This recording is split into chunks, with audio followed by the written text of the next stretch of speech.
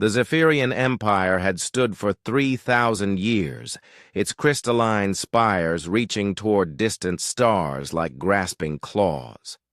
From the obsidian throne room of the Imperial Palace on Zephyr Prime, Emperor Vexithaler had commanded the loyalty of 400 worlds, each one conquered through superior technology and ruthless efficiency. The Zephyrians were apex predators in a galaxy that had long since learned to bow before their violet-scaled magnificence. Today, however, something unprecedented was about to unfold. Ambassador Sarah Chen walked through the palace corridors with measured steps, her simple black diplomatic suit a stark contrast to the ornate golden walls adorned with the skulls of conquered species. 2 towering Zephyrian guards flanked her, their plasma rifles humming with barely contained energy. They had searched her 3 times, finding nothing more threatening than a small briefcase and a peculiar smile that never seemed to leave her face. "The human requests an audience," announced General Kethmos as he entered the throne room, his serpentine tongue flicking nervously. "She claims to represent Earth's government." Emperor Vexithalar's massive form shifted on his throne, carved from a single meteor that had once destroyed a rebellious world. His 4 eyes, each the size of dinner plates, focused on the approaching figure. At 12 feet tall and weighing nearly a ton, he had personally torn apart countless enemies. This small pink creature barely reached his knee. "So?" Vexithalar's voice rumbled like distant thunder. "The humans finally send a negotiator. Are you here to discuss the terms of your species' surrender?" Sarah Chen stopped precisely 10 feet from the throne, opened her briefcase, and withdrew a single sheet of paper. Her smile never wavered. "Actually, Your Imperial Majesty, I'm here to accept yours." The throne room fell silent except for the low hum of the palace's fusion reactors. Several courtiers exchanged glances, wondering if the translation protocols had malfunctioned. General Kethmos raised his rifle halfway before the Emperor's gesture stopped him. "Explain yourself, little mammal, before I decide whether to preserve you in amber or simply vaporize you." Sarah placed the paper on a ceremonial altar beside the throne. "This is a debt collection notice. Your empire owes humanity approximately 847 trillion credits, plus interest, for services rendered over the past 57 years. Vexthalar's laughter shook dust from the ancient ceiling. "Services? We have conquered 17 human colonies. We have enslaved millions of your kind. What services could you possibly—" "Pest control," Sarah interrupted, consulting a second sheet of paper.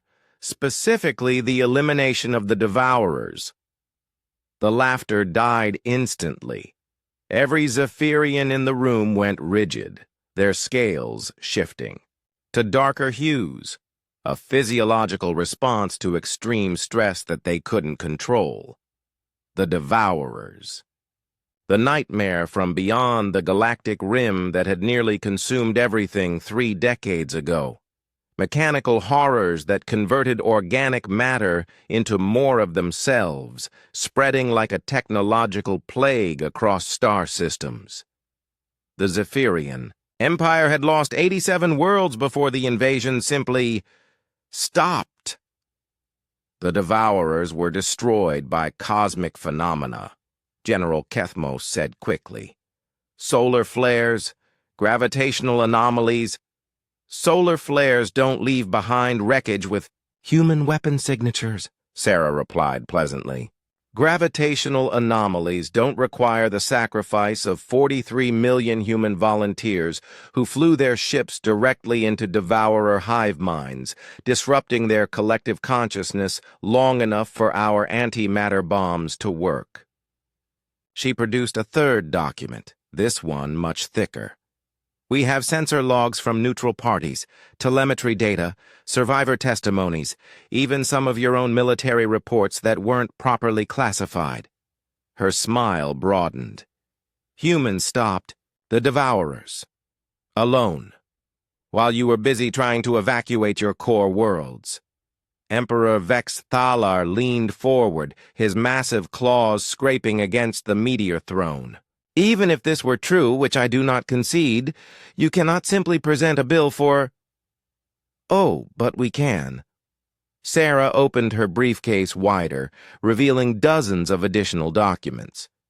You see, the Terran Defense Force operates under the Galactic Mercenary Guild's standard operating procedures.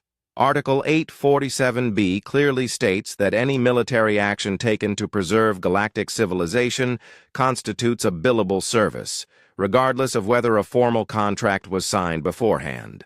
She pulled out a small recording device. This is a message from Guild Arbitrator Felton, recorded this morning. He's ruled in humanity's favor. The debt is legitimate and immediately collectible. The device projected a hologram of a spider-like being whose authority was recognized across the galaxy. Vex Thalar's blood chilled as the arbitrator's words filled the throne room. What exactly are you proposing? The Emperor asked, his voice now barely above a whisper. Sarah Chen walked closer to the throne, her footsteps echoing in the sudden silence. The Terran government is prepared to forgive this debt entirely in exchange for one simple thing: the complete transfer of imperial authority to Earth's jurisdiction. Your military, your territories, your resources, everything. Preposterous. The Empire would never— Your empire is already bankrupt, Sarah continued calmly. We've been analyzing your economic data for months. The Devourer War destroyed your tax base. Your military spending is unsustainable. You're surviving on borrowed credit from the banking consortium of Rigel. She produced yet another document. This is a letter from Consortium Chairman Velgoth. As of this morning, all Zephyrian assets have been frozen pending resolution of your debt to humanity. Your ships can't refuel. Your worlds can't import food. Your government employees won't be paid. Emperor Vex Thalar felt something he hadn't experienced in centuries: genuine fear. Not the thrill of danger in battle, but the cold terror of absolute helplessness. You planned this, he said. For 37 years, Sarah confirmed. Ever since we realized that saving the galaxy would cost us everything, but losing it would cost us more. Humans are very good at long-term planning when properly motivated. She walked back to the ceremonial altar and placed a final document beside the debt notice. This is a treaty of transition. Sign it and your people become citizens of the Terran Federation. They keep their worlds, their culture, their dignity. You personally get to retire to a very comfortable estate on Zephyr Prime. And if I refuse? Sarah's smile never wavered, but her eyes grew cold. Then the banking consortium forecloses on everything, your military disbands due to lack of funds, and the 17 human colonies you conquered become very interested in collecting some debts of their own.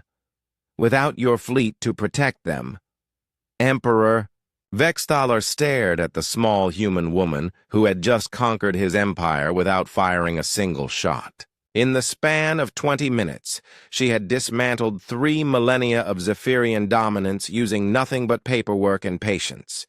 He reached for the signing stylus with one massive claw. Welcome to the Terran Federation, your former Imperial. Majesty, Sarah said as the ink dried, we're very pleased to have you aboard.